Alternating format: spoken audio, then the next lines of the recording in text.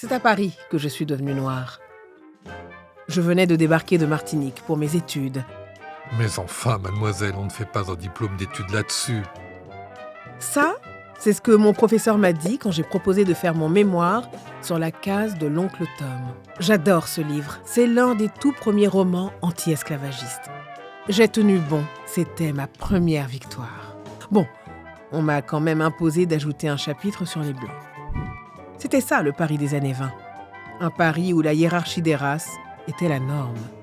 Un Paris où l'aplomb et l'intelligence d'une jeune femme noire étonnaient.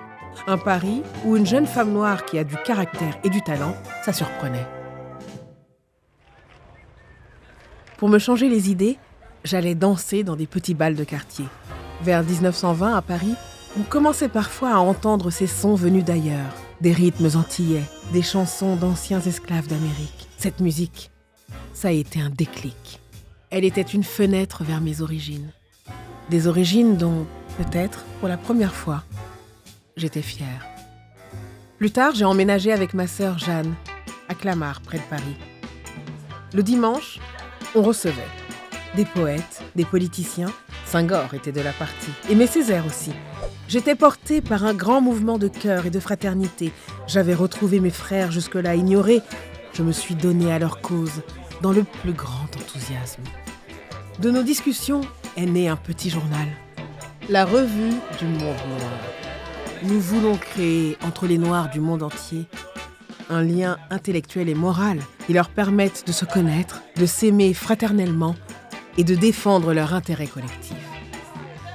On y publiait des poèmes, des fictions, on y parlait d'art, de littérature. Mais le rêve était trop beau, trop grand. Nos idées dérangeaient. Le 4e numéro de la revue n'a jamais été livré en Afrique ni aux Antilles. Bizarre. On m'a dit que les exemplaires ont été jetés du bateau. Quand je suis repartie en Martinique, je me suis battue contre le fascisme. J'ai mobilisé les femmes autour du droit de vote. Et pourtant, loin de la métropole, je suis tombée dans l'oubli. Et puis ma maison a pris feu avec mes livres, mes lettres, mes souvenirs. Mes camarades masculins, eux, ont fait carrière. Léopold Sédar Senghor a été élu député. Aimé Césaire est devenu l'icône de notre mouvement, la négritude.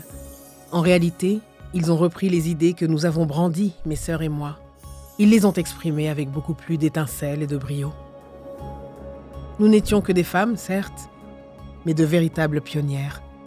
Nous leur avons indiscutablement ouvert la voie.